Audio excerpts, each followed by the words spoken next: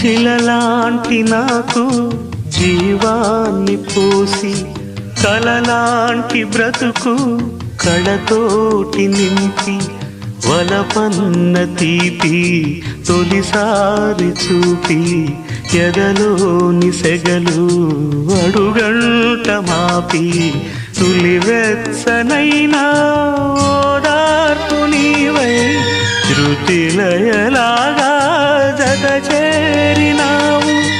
నువ్వులేని నన్ను హింసలేను, నా వేదనంతా నివేదించలేను.